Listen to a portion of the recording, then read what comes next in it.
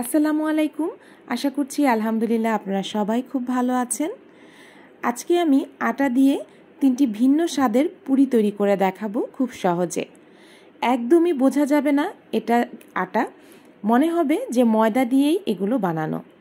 আপনারা চাইলে এভাবে যে কোনো একটা আইটেম তৈরি করতে পারেন। তো আমি 3টি ভিন্ন স্বাদের তৈরি করেছি। একদমই সহজ তৈরি করা, যারা নতুন রাঁধুনি আছেন তাদের জন্য খুব সহজ হবে এই রেসিপিটা তৈরি করতে। তো চলুন আর দেরি না করে দেখে নিই আমি 3টি ভিন্ন ভিন্ন স্বাদের পুরি কিভাবে তৈরি করছি। এখানে আমি 2 কাপ পরিমাণ আটা নিয়েছি, সাথে আরও 1 কাপ পরিমাণ আটা নিয়ে নিচ্ছি। আপনারা চাইলে ময়দা দিয়েও তৈরি করতে পারবেন, যেহেতু সবসময় ঘরে আটা থাকে সেই জন্য আজকে আটা দিয়েই তৈরি করে দেখাচ্ছি। তো আটাগুলো আমি ভালো করে চেলে নিচ্ছি। এরপর এর মধ্যে দিয়ে দিচ্ছি স্বাদমতো লবণ। আমরা পরোটা তৈরি করতে যে পরিমাণ লবণ দিই তার থেকে একটু বেশি পরিমাণ এখানে দিতে হবে। আর দিয়ে দিচ্ছি 2 চা চামচ পরিমাণ চিনি। ভালো করে মিশিয়ে নিচ্ছি। এইবার এখানে 6 টেবিল চামচ পরিমাণ সয়াবিন তেল নিয়েছি। প্রতি 1 কাপের জন্য আমি 2 টেবিল চামচ করে সয়াবিন তেল নিয়েছি। ভালোভাবে মেখে নিচ্ছি। তেলটাকে আটার সাথে ভালোভাবে মাখিয়ে নিতে হবে, যাতে কোনোভাবে তেলটা দলা পেকে না থাকে।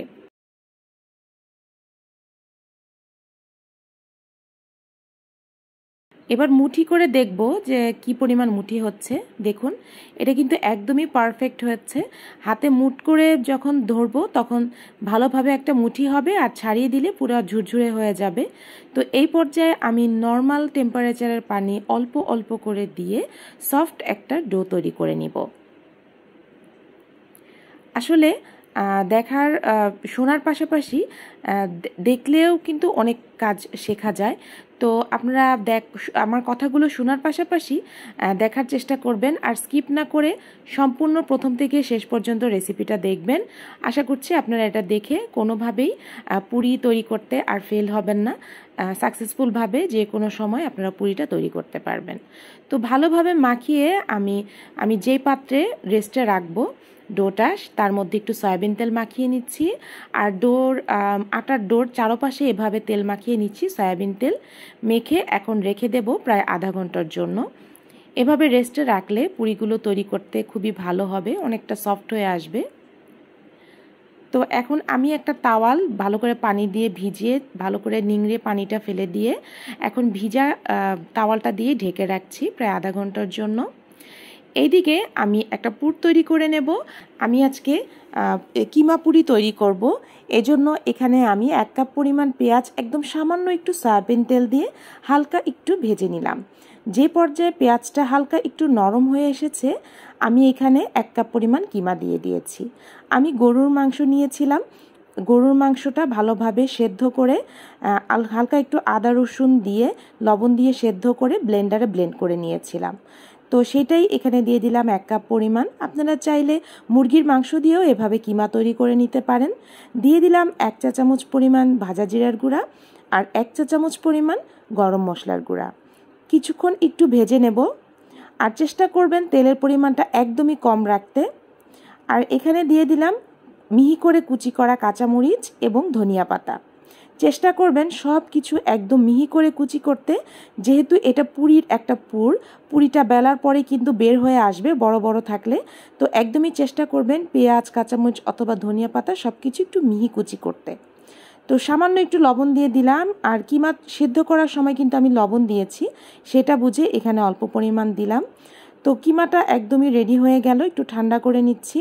আর এখানে আমি মাঝারি সাইজের 2টা আলু ভালোভাবে সেদ্ধ করে এখানে ম্যাশ করে নিয়েছি। কিছুটা পেঁয়াজ বেরেস্তা নিয়েছি, ধনিয়া পাতা কুচি নিয়েছি, স্বাদমতো লবণ, হালকা একটু ভাজা জিরার গুঁড়া এবং চিলি ফ্লেক্স অনেকেই চিনবেন, অনেকেই হয়তো বলবেন যেটা কি। তো তাদের জন্যই বলছি, এই শুকনা মরিচটা হালকা একটু তেলে গুঁড়া করে নিলেই সেটা চিলি ফ্লেক্স। তো আপনারা চাইলে শুকনা মরিচ তেলে ভেজেও এখানে ব্যবহার করতে পারেন।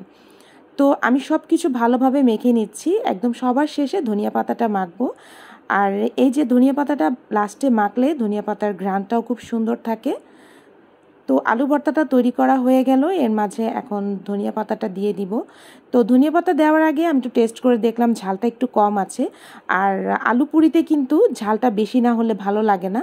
তো সেই জন্য এখানে আমি আরেকটু চিলি ফ্লেক্স দিয়ে দিলাম যাতে একটু ঝাল ঝাল হয়।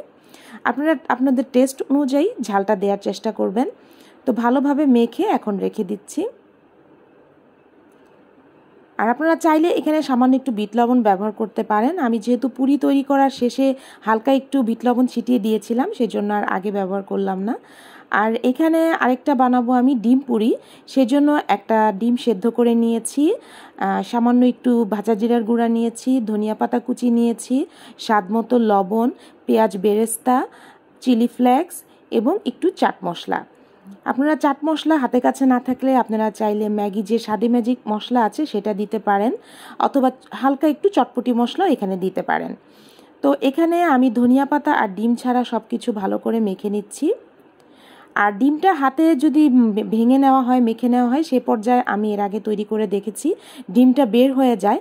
তো সেই জন্য আমি এভাবে কুচি করে নিয়েছি, এতে করে ডিমটা পুরির ভিতরে দিলে দেখতেও খুব সুন্দর দেখায় আর বের হয়ে আসে না।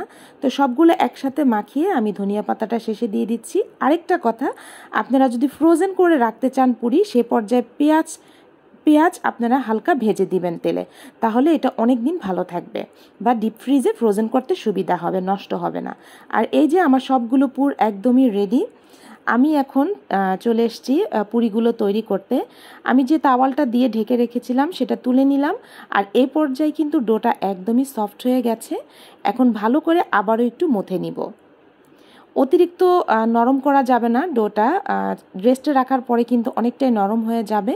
তো যখন প্রথম পর্যায়ে পানি দিয়ে মাখানো হবে তখন হালকা একটু শক্ত শক্ত রাখবেন, এতে করে রেস্টে রাখার পর অনেকটা নরম হয়ে যাবে। তো এখন দেখুন আমি ভালো করে বেলে নিচ্ছি, আর আমার 3 কাপ পরিমাণ আটা দিয়ে আমার এখানে 20টা পুরি হয়েছে। আমি যে সাইজের নিয়েছি, আপনারা হয়তো একটু বড় সাইজের তৈরি করলে একটু কম পরিমাণ হবে, আর আমি যে সাইজের তৈরি করছি আপনারা চাইলে এই সাইজেরও তৈরি করতে পারেন, অথবা এর থেকে ছোট সাইজও আপনারা তৈরি করতে পারেন। তো আপনাদের পছন্দ অনুযায়ী আপনারা ছোট বা বড় সাইজ করে নেবেন। তো আমি সবগুলো তৈরি করে এখানে রেখে দিয়েছি এবং ভিজা তাওয়ালটা দিয়ে ঢেকে রাখছি, যাতে বাতাসে এগুলো উপরের পাশটা শক্ত না হয়ে যায়। তো প্রথমে আমি এখানে একটা নিয়ে নিয়েছি ডো। তো আমি কিভাবে নিচ্ছি বেলে দেখতে পারেন, আমি কিভাবে এটা পুরোপুরি ছড়িয়ে নিচ্ছি দেখে হয়তো বুঝতে পারবেন। আমি এখানে কোনো প্রকার বেলুন ব্যবহার করিনি বা বেলে নেইনি, হাতের সাহায্যেই আমি পুরিগুলো সম্পূর্ণ তৈরি করেছি। মাঝখানে একটু মোটা রাখতে হবে আর সাইডে হাতের আঙ্গুলের সাহায্যে পাতলা করে দিতে হবে।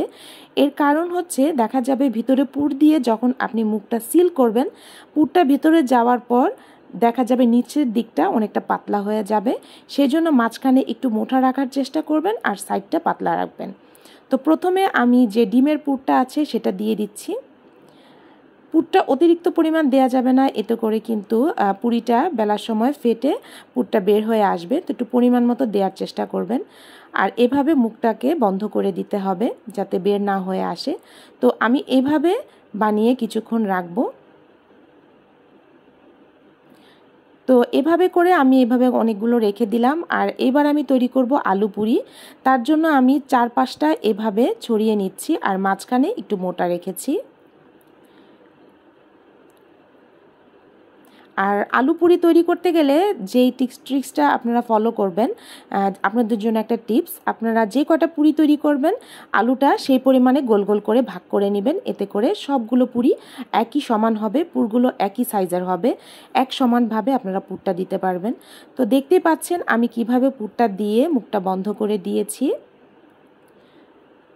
আমি এভাবেও আলুর পুরটা তৈরি করে নিয়েছি, আলু পুরি। তো এভাবে তৈরি করে আমি আবারও এই ভেজা তাওয়ালের নিচে রেখে দিয়েছি। এবার আমি কিমা পুরিটা তৈরি করছি। তো কিমার পুরির জন্য আমি সেম একইভাবে মাঝখানে মোটা রেখে 4-5টা ভালো করে পাতলা করে ছড়িয়ে নিয়েছি আঙ্গুলের সাহায্যে। এরপরে পরিমাণ মতো আমি কিমার পুর দিয়ে দিয়েছি এর মধ্যে, দিয়ে এবার একই রকমভাবে আমি মুখটাকে সিল করে দেব পুরির।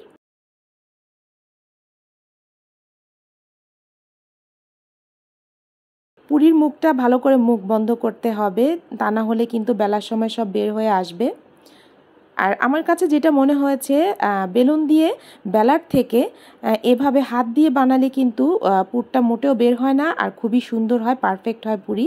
তো যেই জায়গায় আমি পুরিটা বেলে নেব সেখানে একটু তেল মাখিয়ে নিয়েছি এবং পুরির মধ্যেও হালকা একটু তেল দিয়ে আমি আঙ্গুলের মাধ্যমে হাতেই চেপে চেপে চারপাশটা ছড়িয়ে নিচ্ছি। এতে করে আপনি পাতলা বা মোটা যেমনই চাচ্ছেন সেরকমই তৈরি করতে পারবেন।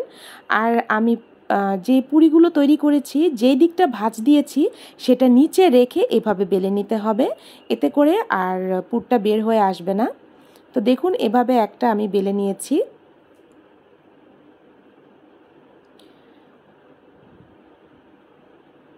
তো একে একে তৈরি করে আমি ট্রেতে নিয়ে নিচ্ছি। তো এভাবে করে সবগুলো আমি তৈরি করে নিব। তো এখন আমি চলে আসলাম ভাজার জন্য। তো দেখা যাবে পর্যায়ক্রমে দেখাতে দেখাতে ভিডিওটা অনেক বড় হয়ে যায়, সেজন্য একটু শর্টকাটেই করছি। তো এখানে আমি তেলটা আগে ভালোভাবে গরম করে নিয়েছি, এরপরে মিডিয়াম আঁচে দিয়ে আমি পুরিটা ছেড়ে দিয়েছি। অল্প আঁচে রাখলে কিন্তু পুরিটা মোটেও ফুলবে না। আপনারা চেষ্টা করবেন তেলটা আগে ভালো করে গরম করে নিতে, এরপর মিডিয়াম আঁচে করে তারপর পুরিগুলো দিয়ে দিবেন। তো গরম গরম তেলে পুরিটা দিয়ে আমি আস্তে আস্তে পুরিটা ভেজে নিচ্ছি। আর আমি কিভাবে ভাজছি দেখেই হয়তো আপনারা বুঝতে পারছেন। আর আরেকটা কথা, আপনারা যদি পুরি ফ্রোজেন করতে চান সে পর্যায়ে আমি যেভাবে পুরিগুলোকে বেলে নিলাম এভাবেই পুরিগুলোকে প্লাস্টিকের একটা বক্সের ভিতরে আপনারা টিস্যু অথবা প্লাস্টিকের যে পলিথিন আছে সেগুলো বিছিয়ে বিছিয়ে একটার পর একটা এভাবে ভাঁজ করে রাখতে পারেন, রেখে ডিপে রেখে দিবেন। আর যখন ভাজার প্রয়োজন হবে বের করে একটু নর্মাল করে তেলে এভাবে ভেজে নেবেন। তাহলে এটা অনেক দিনই আপনারা খেতে পারবেন, অথবা বিকেলের নাস্তা তৈরি করতে আর ঝামেলা হবে না। অনেকটা তৈরি করে এভাবে রেখে দিবেন, যখন প্রয়োজন হবে ভেজে নিতে পারবেন। তো একে একে সবগুলো পুরি আমি এভাবে ভেজে নিলাম। আশা করছি আজকের রেসিপিটা দেখে আপনাদের পুরি তৈরি করতে আর কষ্ট হবে না। আর মজার মজার এই পুরিগুলো আমি এখন পরিবেশন করেছি আমার টেবিলে। আপনারা চাইলে ইচ্ছা করলে এই ধরনের পুরি আপনারাও তৈরি করতে পারবেন খুব সহজে। রেসিপিটা ভালো লাগলে অবশ্যই রেসিপির জন্য একটা লাইক দিতে কিন্তু ভুলবেন না। আর চ্যানেলটা সাবস্ক্রাইব করে আমাদের পাশে থাকবেন। আর দেখতেই পাচ্ছেন পুরিগুলো দেখতে অসম্ভব সুন্দর হয়েছে। আমার কাছে তো সবগুলো পুরি অনেক ভালো লেগেছে। রেসিপি সম্বন্ধে কোনো প্রকার প্রশ্ন থাকলে অবশ্যই কমেন্ট বক্সে জানাতে পারবেন। আজকের মতো এখানেই বিদায় নিচ্ছি। ভালো থাকবেন, সুস্থ থাকবেন। আল্লাহ হাফেজ।